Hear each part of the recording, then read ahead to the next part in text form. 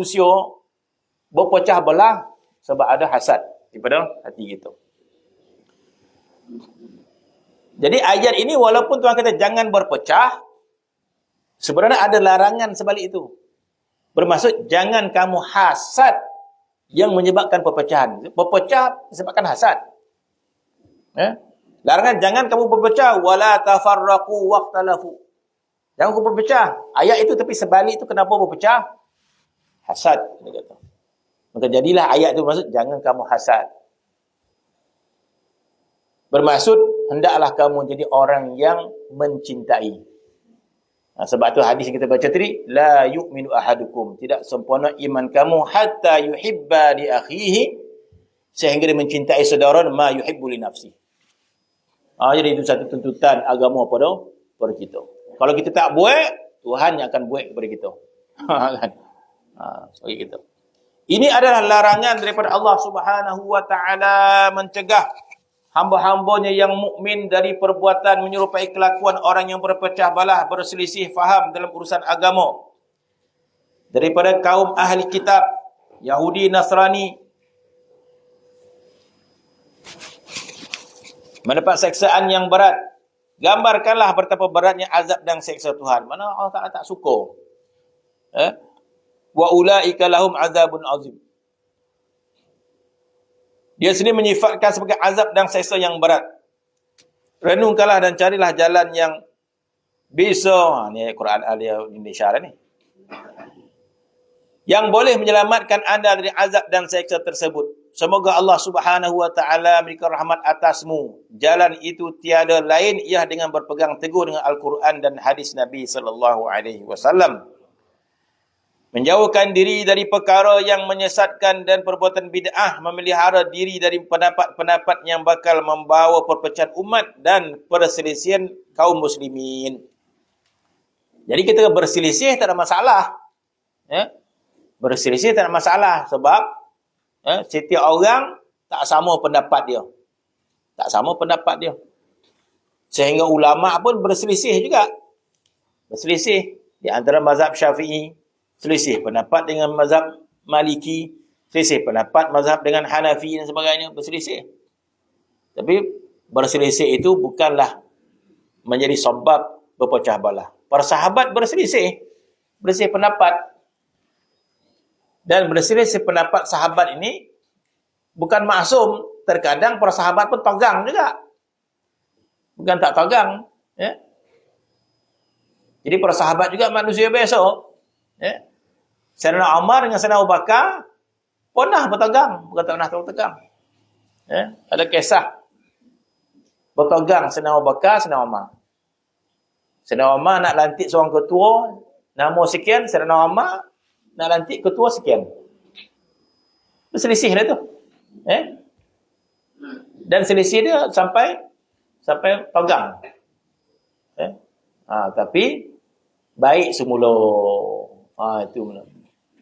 Jadi kita berselisih macam mesyuarat lah. Tak bertegang lah. Bertegang. Kotuk-kotuk meja tu. Sebagai manusia lah kan.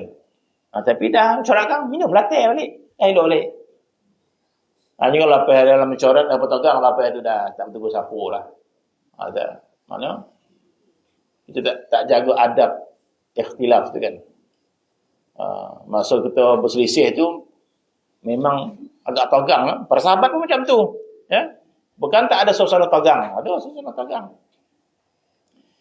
Dalam keadaan berselisih pendapat, tapi taklah sampai berkelahi pecah belah tak. Macam tu kita mesyuarat.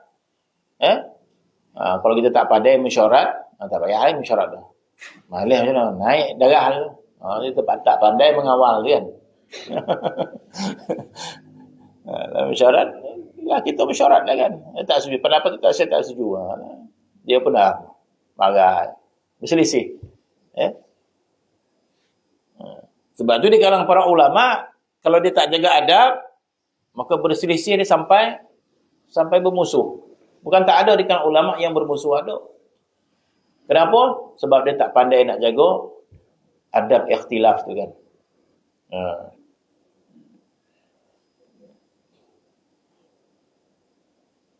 Sebab itu kita jaga adab perselisihan kaum muslimin. Ketahuilah bahawa sebagaimana ahli kitab terdahulu mereka telah berpecah belah.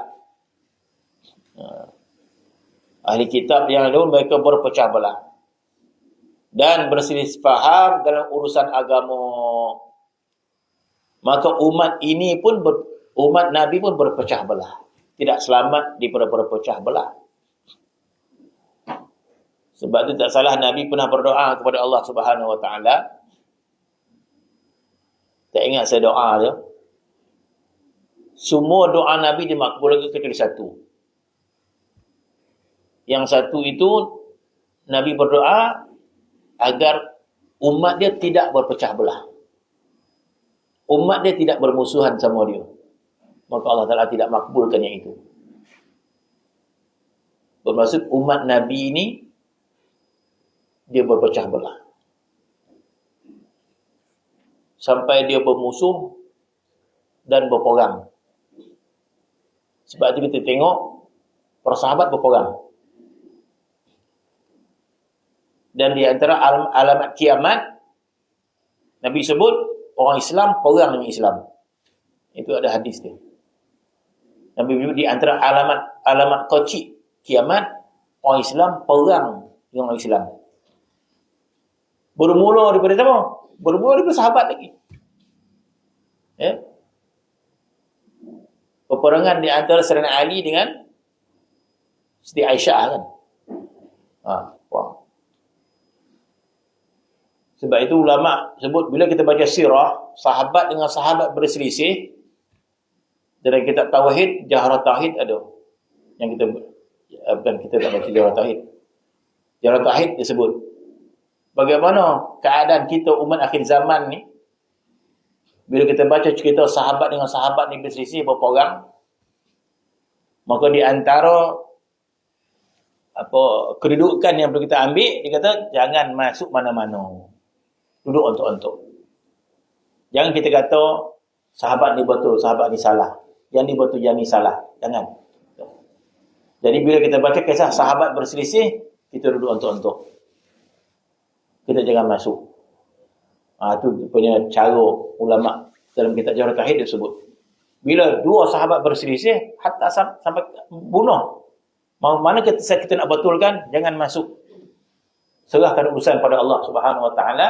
Kita muliakan dua-dua. Itu. Jangan kita kata bagi saya yang ni betul, ni salah, tak.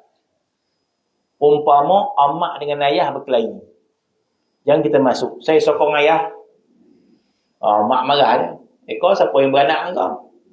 Tu. Sokong pula amak, ayah pula marah. Siapa bagi kau duit? Kita.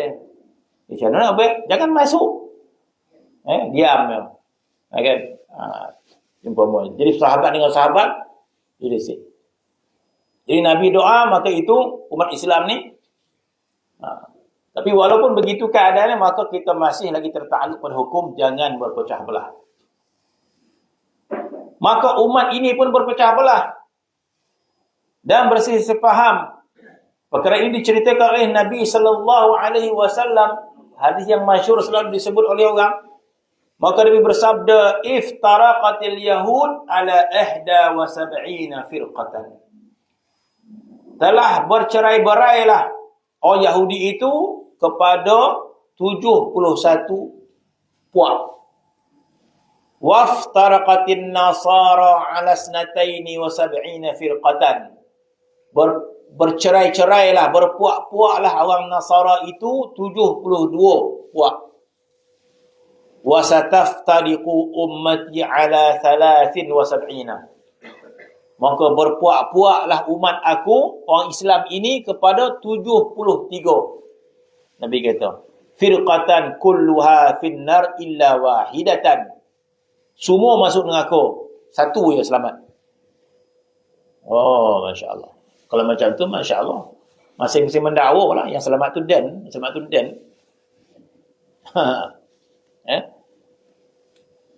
Sebab itu setiap puak dia akan gembira dengan puak dia. Sebab setiap puak menyangka dialah yang dimasukkan selamat itu. Tetapi ada hadis yang lain. Nabi menyebut, siapakah yang berjalan itu ya Rasulullah? Nabi kata, ma ana alaihi wa ashabi. Dalam satu hadis yang lain, Nabi ditanya, "Ya Rasulullah, umat Islam ini berpecah 73. Orang Yahudi 71, orang Nasrani 72, orang Islam 73. Orang Islam yang 73 tadi semua masuk neraka, seorang yang selamat." Jadi ditanya oleh sahabat, siapa yang Rasul? "Ma ana alaihi wa ashabi." Apa yang aku bawa dan apa yang diamalkan oleh para sahabat. Jadi mana yang selamat itu orang yang mengikut Nabi dan para sahabat. Maka datanglah kalimah ahli sunnah wal jamaah. Ahli sunnah itu Nabi SAW. Jamaah itu para sahabat. Maka kita menamakan kita ahli sunnah wal jamaah. Kita menamakan diri kita ahli sunnah wal jamaah. Sebab Nabi kata yang selamat itu ma ana alaihi wa ashabi. Bermaksud yang selamat itu apa yang aku bawa dan sahabat aku ikut. Maka datanglah kalimah ahli sunnah. Ahli sunnah itu Nabi. Jamaah itu sahabat. Maka kita namakan kita ni adalah kumpulan ahli sunnah wal jamaah. Bermaksud kita ni orang yang mengikut Nabi dan para sahabat. Dia suruh berhenti ni. Lama benar dah. Maka istilah ahli sunnah wal jamaah ni bukanlah kecil. Walaupun 1 daripada 73, dia bukan kecil, dia besar. Bermaksud umat Islam yang paling besar adalah ahli sunnah wal jamaah. Sehingga Nabi golahkan sebagai sawadul azam. Sawadul azam bermaksud kumpulan yang paling majoriti. Nama sawadul azam. Bahkan ada hadis yang Nabi kata, hendaklah engkau bersama dengan sawadul azam. Hendaklah engkau bersama dengan golongan majoriti umat Islam. Jadi majoriti umat Islam adalah ahli sunnah wal jamaah. Yang meletakkan ini adalah para ulama. Ulama yang letakkan. Jadi ahli sunnah wal jamaah dalam soal akidah. Ahli sunnah wal jamaah dalam soal fiqh. Ahli sunnah wal jamaah dalam bab tasawuf. Maka itu ahli sunnah wal jamaah. Semua dah disusun oleh para ulama. Ahli sunnah wal jamaah dalam berkaidah, maka kita pakai akidah yang telah diasaskan oleh Abu Hasan Asy'ari dan Abu Mansur Al-Maturidi. Itu yang kata kita belajar sifat 20 tu. Ahli sunnah wal jamaah dalam bab fiqh 4 mazhab. Nak pakai mazhab Syafi'i ke, nak pakai mazhab Maliki ke, nak pakai Hanafi ke, Hambali ke. 4 ni ahli sunnah wal jamaah. Jadi besar ahli sunnah wal jamaah. Begitu juga dalam bab tasawuf, lagi banyak mazhab dia. Maka ini ahli sunnah wal jamaah. Dan ini yang dimasukkan oleh Nabi SAW, satu kumpulan ini. Dan ulama kata inilah satu kumpulan yang berjaya ahli sunnah wal jamaah. Dan kita diperkuatkan oleh kalam-kalam ulama kita ni makna dalam dengan ilmu pengetahuan lah kita untuk meyakini kan. Maka Nabi kata bahawa umat ni terbagi kepada 73 golongan, semua tak berjaya masuk, semua tidak berjaya yakni masuk neraka kecuali satu. Wallahu ta'ala alam. Bismillahirrahmanirrahim. Rabbil alamin wassalatu wassalamu ala asyrafil